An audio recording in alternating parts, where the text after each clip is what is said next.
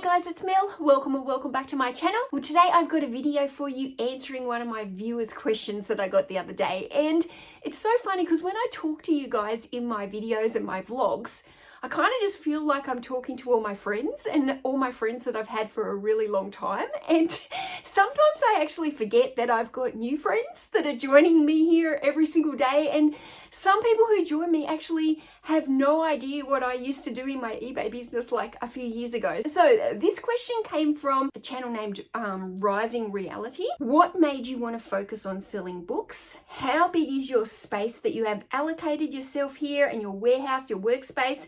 And do you think you'll expand? And what do you do with the items that you've had over a year? So we kind of got 4 questions there in one. So I was like, how can I answer this in like a few lines? I can't. Okay, so I'm going to go right back to the beginning here because some of you might not even know this story. But when I first started selling on eBay, I actually started because I was selling brand new pairs of Nike shoes that I was purchasing from the factory outlet stores for cheap. And then I'd sell them on eBay and I'd roughly make anywhere between about $20 and $50 profit per pair of shoes that I was buying. So I'd started selling the Nikes just kind of like a hobby because I was actually in the process of taking some time out from my previous job, which was a family photographer, due to some health issues. So by selling the Nikes, I kind of felt like I was bringing in some supplementary income to my family, but I was also still getting my little bit of a photography buzz because I was taking these photos and styling them all up of these Nike shoes, and I was still using my big camera. So after a few months, I started to kind of reevaluate. I was starting to gather quite a lot of these Nike shoes in my home. I was feeling like I was investing quite a lot of money and had quite a lot of high dollar value shoes sitting in my lounge room. And so I started to question like how many pairs of these shoes was I going to have? How much money was I going to have tied up in stock sitting in my lounge room? Like that was kind of quite scary, I guess. Like it was okay selling a few pairs, but when you start to get 100 brand new pairs of Nikes, that's kind of like a lot of money that you're dishing out to buy stock. So I also started to realize that I was really reliant on this one Nike outlet store. We only have one Nike shop here in my whole state where I live. The next Nike shop is about 3.5 hours drive for me into Sydney. So one day my husband and I drove to Sydney to have a look at what stocks that they had, and we found that the Sydney store was actually much more expensive than the store that we had down here. And I started to worry about putting all my eggs in one basket. Like my whole business that I was creating was reliant on one source. And what happens if this Nike shop closed down? By the way, it still hasn't. But what if that one Nike shop closed down? My whole business would just down the gurgler. So I wasn't having that. So I started to explore the thrift side of it. By this stage, I was following more and more resellers on Instagram. Prior to doing this, I was not a thrifter in any way. I didn't grow up with it. My mum never took me thrifting. It just wasn't something that I did. In fact, I thought charity shops were smelly and disgusting, to be honest.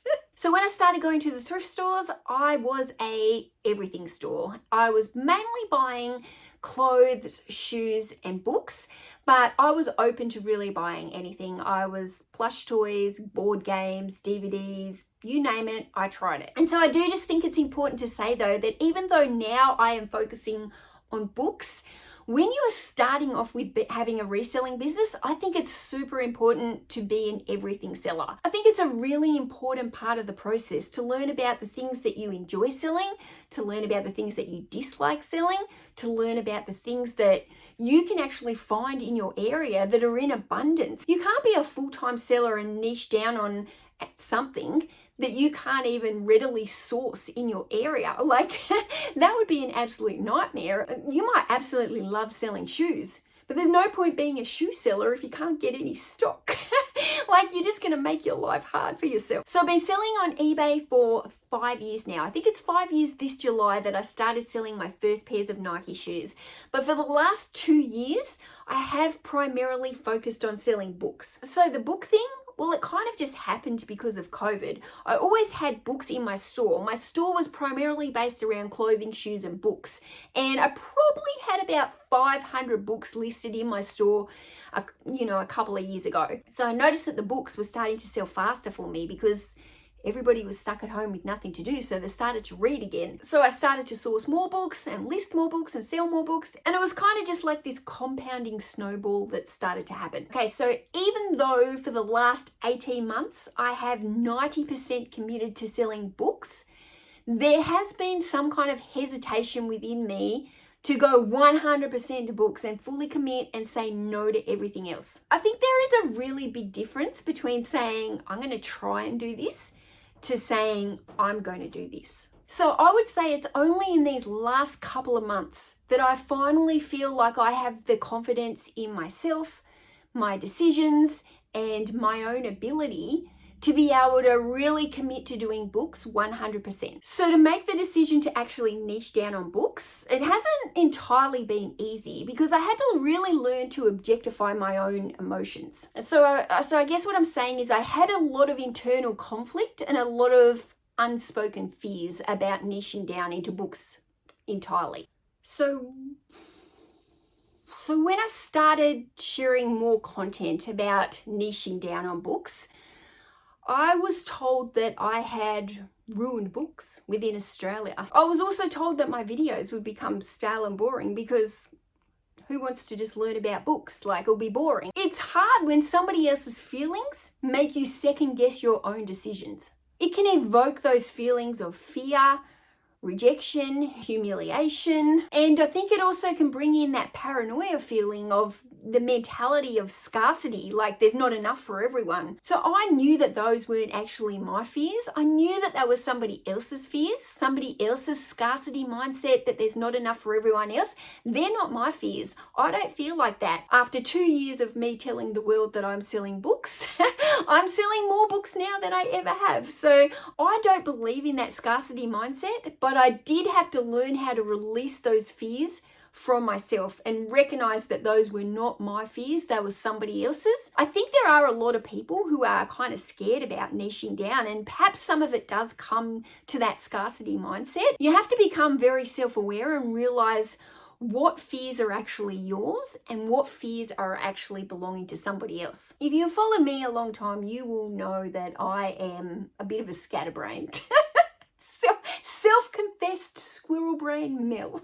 That is me. So actually, for somebody with my personality who possibly has a little bit of ADD, I think it is even more important for me to simplify my processes and do the niche down process, because it actually helps me to stay focused, keeps me on track. Everything in my life starts to become simpler and I become calmer when I work to a system. I'm focusing now on just growing my bookstore in the most simple way that I possibly can. So even though it might sound a little bit boring what I do every single day, what I'm learning is that by doing that boring stuff over and over and over and finding successful systems that work for me, like my photo station works for me, my shipping station works for me, finding those successful systems and doing successful actions, that boring work just compounds and it's like a snowball. And I know that if I want to win at this game long term, then just doing those same systems every day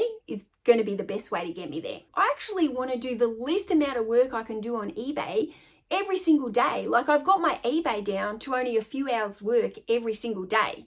The rest of my days then can be spent on doing creative things, doing fun things. Did I totally go off topic there? I'm trying to answer the question about why books. As for why books, it just kind of happens like that. And I think sometimes it does happen like that. And I actually love selling the books. I enjoy reading books. I enjoy flipping through the books. I just enjoy the whole book process. Find something that you like and then do more of that.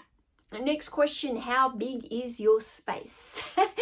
Okay, so my husband converted this shed for me.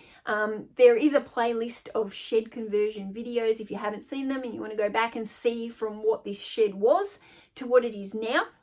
I think from memory, this shed is 7.5 meters long, and that's from the front door here in front of me to the very end of the back room. And it is almost 4 meters. I think it's about 3.5 meters wide. So for the Americans, because I'm nice, I will convert it into square meters for you and put it here, somewhere. I think this shed is a pretty good size for a home office. You know, obviously if I wanted to step it up to another level, I would have to go to a warehouse with books. I've already done the storage unit thing. If you go back to some of my old videos last year, I had multiple storage units. I got one storage unit, which quickly became 2, then 3, then 4. And it becomes very expensive. So you asked if you think I will expand, and I'm going to say no.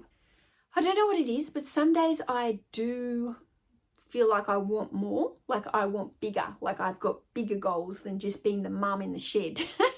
I'm not going to lie, I go through those like stages, and I think it comes down to sometimes not feeling enough.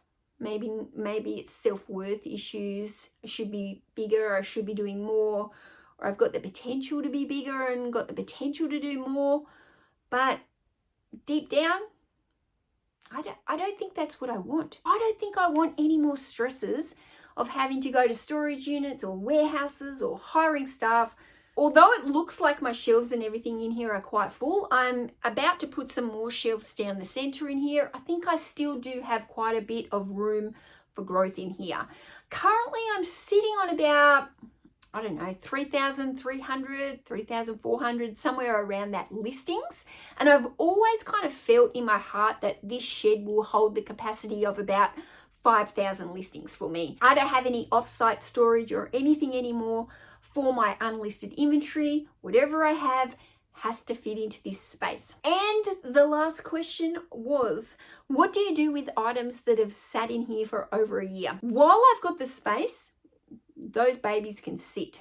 If I don't have the space, then that's when I will start to look at, you know, moving those items out of here. Once the inventory has been in my store for a few months, I am starting to run more and more aggressive sales on those items, take more aggressive offers, send more aggressive offers, and try and clear those items out. Because if the item has been sitting here for 6 or 12 months, it's probably not a great item, is it? Because if it was a great item with a fast sell-through rate, it would be gone. So I'm kind of just more focused now on moving the old stuff out for cheap, you know, so if I can make my money back on that item to be able to go and reinvest it into something that's better, because I've got more knowledge now. I've learnt more maybe about books that are better for me to buy. A lot of the books that are old on my shelves have come from free hauls in the past, which haven't always been the best books, but they've been books I've been given for free. And so I listed them, but they actually didn't have a fast sell-through rate and they weren't really great books to list. So now the idea is just to move them along, get some extra activity in my store, and be able to reinvest that money into books that are actually better with a faster sell-through rate. So thank you so much for asking me those questions. I actually kind of like going down memory lane. If you haven't worked it out, I like to talk. I like to have story time. So if you want to see more story time, then hit me up, guys, with some story type questions, and I'll see what I can do. Thanks so much for watching, guys. I've got another vlog coming for you in a few days, so stay tuned, and I'll see you then. Bye.